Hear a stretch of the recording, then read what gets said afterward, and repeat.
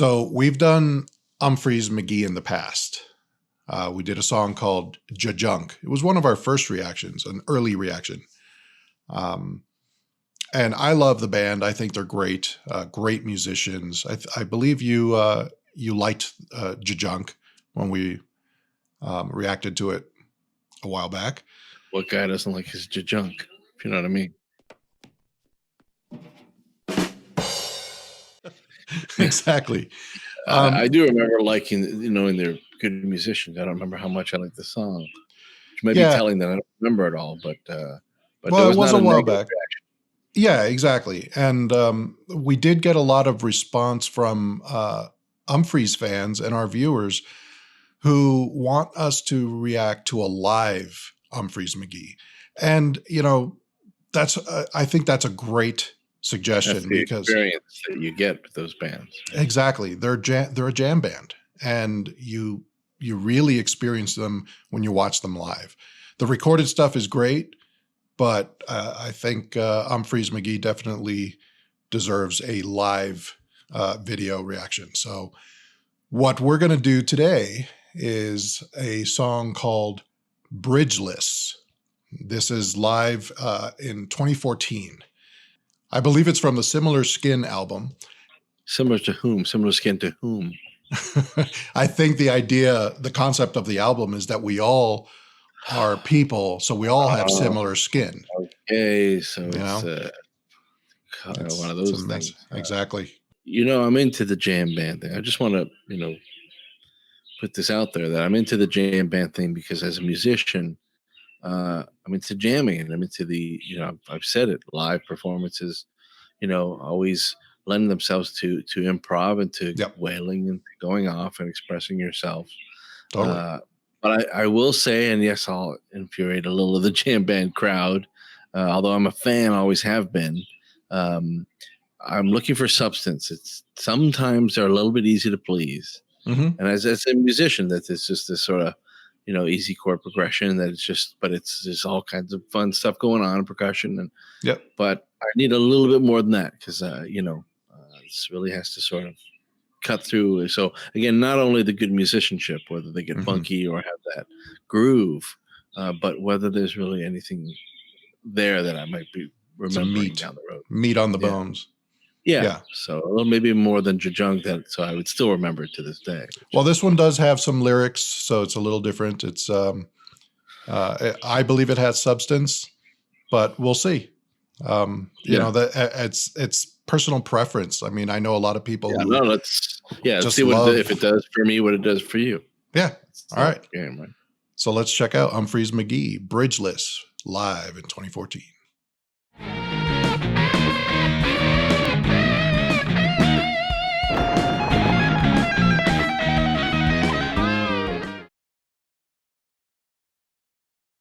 Here we go. Umphrey's McGee, Bridgeless, live.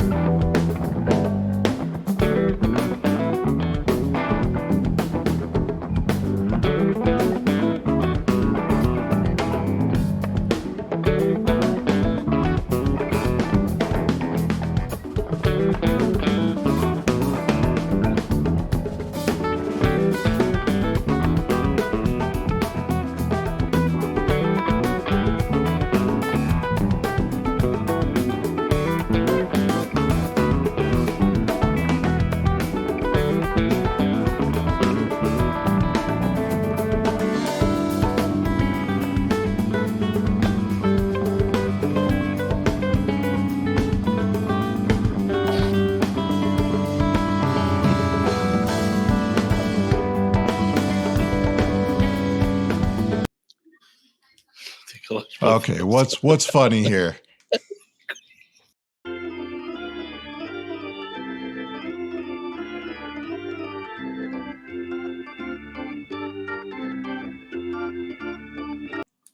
Sorry, I just thought of something funny, and I'm enjoying the song, so this is no indication, but it just that particular part, whatever they were doing there, it just felt like it was like the band keeping these together while the singer was in the back throwing up. That type of feel. So, but it's good. So keep going. I don't know why. All right, here we go.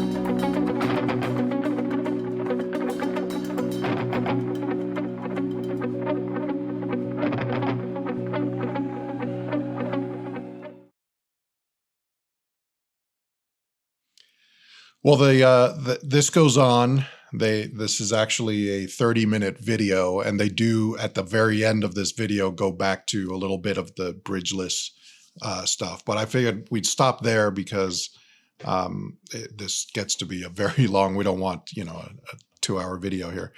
But that's generally the song, Bridgeless. Thoughts? So many. Yeah, it's good. It's a jam band. I think they were the same thing 30 years ago that they are now. It's the kind of thing where it's not like I listened to the music that pulled me to go see them live because of the album. Mm-hmm. It's basically like I went somewhere, a band was playing, and it was cool. But we were talking and, oh, give me a beer too. And I can hear all those things going on. there's all different parts. I can, as a musician, we would have just been jamming. When you jam and you come up, oh, there's this little lick, do that, and then you do that over it. Yeah. And then you have all kinds of different things. Can you paste it all together? And they're obviously a band that jams a lot because they're polished, they're tight. Every part they do, whether they slow it down or speed it up, they're very tight. No, the two guitarists play great off each other. Playing the same stuff, maybe different, in harmony and stuff like that. But they are very tight. They're always right on. So I really appreciate that from a jam band. Not all jam bands are this tight. A lot of them are very loosey goosey, and they actually seem more on the progressive side. Where they do have like a lot of these licks are actually written out licks, even though they might sound improvised, or maybe they came up with it by improvising and then they play it that way every time. I just dig their groove, and but it does depend on what you mean by tight, though. No, because like for me, like the Dead, Fish, not the Fish, but the Dead, they were always to me not tight. Exactly. No, I totally agree. Like, one guy's like a Tom behind, and totally. So so I see. Yeah, okay. Yeah, no, you can't. In my opinion, Umphrey's McGee is way tighter than the Grateful Dead. No, this is more like Fish 2.0 for me. It's what are the words? You can just think of words. Artsy, self-indulgent, cool. Guitar. There's some cool parts. Groovy. Definitely. But a lot of parts. Some parts were similar to. Remind me a little bit of the Dregs. A little bit of Al Di Meola, which we have that on the rocks because we know that not a lot of people know Al Di Meola, but these guys just stole a few things from Al Di Meola. Of course, yeah. So I think that they go back and listening to these guys that were doing this in the 70s, this, free form jazz odyssey. Jazz odyssey. We're not about to do a free form jazz exploration in front of a festival crowd. Even Frank Zappa, some of that stuff, similar vein. Allman Brothers did it, and they'd go off for 30 minutes, and Dwayne's doing "Let Me Go Jazz," and Dickie rather, and so it's in that vein. They're in that family, probably more Allman Brothers, maybe. Yeah. But it's college dudes doing it. It's cool. Yeah, no, these guys. So this song actually does live on an album as a song. So it's a recorded, they have a recorded version of it that is not a full on jam. So that's what got me into the song in the first place. I love that album, Similar Skin. And this is one of the songs that I really dug from it. Because I love all those really tight guitar parts where they're all playing lots of notes all together really quickly. It's just, I just love that feel. So live, it's definitely different than the recorded version, but you get a lot more interplay between all the musicians. You get to see that they are kind of improvising to some degree, and I love it. I think it just creates this really cool groove that I can hang out in while listening to, maybe some people might call it background music, because, not everyone's going to be sitting there singing all the lyrics. We're waiting for your closing. Oh, sorry. Yeah, I'm rambling. But yeah. No, your closing pitch. So in summary. We think you should purchase our product. No, I feel you. Just for me, it's like it's music I would listen to if I'm not jamming myself. To me, I think it's stuff that we always jammed on. If you notice that part 3/4 of the way through, they're jamming on a minor to a major chord. So that's the Dorian jam. Yeah. We do that all the time. So we come up with these little parts. It's just we don't think to write them down and put them into a song. Exactly. Yeah. But if I'm, maybe I put that on if I'm doing something else, and that was a cool part. I can rip off a little of that for next time. No, I will. Musician, but other than that, I don't think like the song's like, I got to go back and listen to that song. No, I'm in total agreement with you there. But that's a jam band. That's not a band. Exactly. No, exactly. You have to be in a certain mood, first of all. That's right. You have to have a few beers in you. And you want that, just, it's like, George Thorogood. If you have the time, if you have the inclination to try to get into this groove, it's the perfect music for that, for me anyway. Putting it on as background music while I'm working or while I'm, cleaning, although I don't remember the last time I cleaned, but that it's the perfect motivational music for me, because every once in a while, like you said, you'll hear this part. It's like, oh, that's really cool. I really love what they did there. Well, if it inspires you to pick up an instrument, we've said that many times about things we've watched. It just makes you want to jam. Hey, if that's what we get out of this, then always that, right? Yeah, this was one of the. This is always one of that. Okay. Yeah, and this is one of the things I would put on when I used to live in the Bay Area in California, and I'd have a commute to work, hour and a half long commute or something like that. I'd put on a jam band and listen to one song, and it was great. It's 40-minute ride, one song. For me, it was great driving music. Yeah, these guys, they don't go too long for a jam band, but the other ones, it's like No, because you've been on those same two chords for like 90 minutes, Well, and the good thing about Umphrey's, join and give us a break. When Umphrey's McGee, like this song, this video actually is 30 minutes long. They have multiple parts to it, so it's not just the two chord jam session that we all know and love and play forever. So it's indulgent in that way. You're dwelling. Exactly. But here you don't feel that because they keep changing it up. So it's not, I don't know. I feel like it's a little more intelligent. Right. But it is, you're right. It is a mindset. They're going there to just have fun. It's like Footloose. They just want to be there to get your dance out, or spin around in circles, or just laugh, or drink, pour beer on each other. But you're going there for that, and there's music always going. Yeah, that's what you're going for. I know they see like, oh wait, this part of the song. Wait, hang on. Girls don't do that. They're going for this big party. It's part of an experience also. Yeah. Which is why live tends to be better for jam bands, because it is an experience more than, let's listen to this track. Yeah. Oh, they didn't play whatever. We had a great time, and there was. Yeah. So I like these guys. The same thing. Yeah, well, I like these guys just because they are great musicians. So they're very tight. They're very proficient at what they play. They know what they're doing.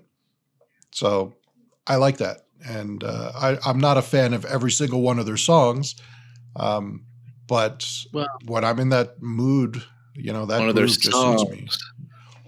Yeah. Well, I mean, if you get their albums, they do have recorded songs. Regular, 4-minute, 5-minute songs. I can't use that word for that. One of their jams, but yet they wouldn't play the same twice on a written out thing. Unless they're doing it like they're doubling each other, then that would be a written out progression. Right. But when they play live, it's different every time. Right. And that's the idea of the jam band. They're not, I always found that the jam band scene were always, very liberal. We all love Hendrix and Janis, but intelligent. Yeah. Hippy drippy, and I find that with the, I don't know really where I was going with that. There really was a purpose to that whole fucking thing. It's all good.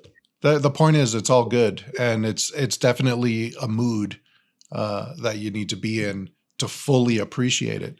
But it's that kind of band that attracts that kind of crowd, and it's like basically after your physics exam, we're going to put our baseball caps on with our shorts and just jam out in front of this crowd. But that's the band seems that way to me, that they're a very unless they're full-time band musicians, I don't know. They just seem to be like this is their side gig in between. No. They are full-time. No, they're full-time musicians. I mean, they've made it big. They have tons of albums and. But if you look at even what they're wearing, they're in golf shorts and a cap. So it's not like you're going on with this elaborate performance. You're just so it does already set the mood. And, exactly. Yeah, I saw them live once here in Colorado at Red Rocks, and it was a great show. I mean, they're really talented. Red Rocks. I remember that from The Shining. I love that. Scary. It's not Red Rock. Red Oh, Rocks. you mean It's Red Rum. Yeah. I know, Anyway, if you guys like this, hit like, hit subscribe, hit this little bell icon here so you get notified whenever we come out with new videos. Let us know what you think about Umphrey's McGee and jam bands in general. Let us know. It's not the right season for you kids. Sorry. All right, guys. Until next time, rock and roll. I always fuck that up for him. There he goes again.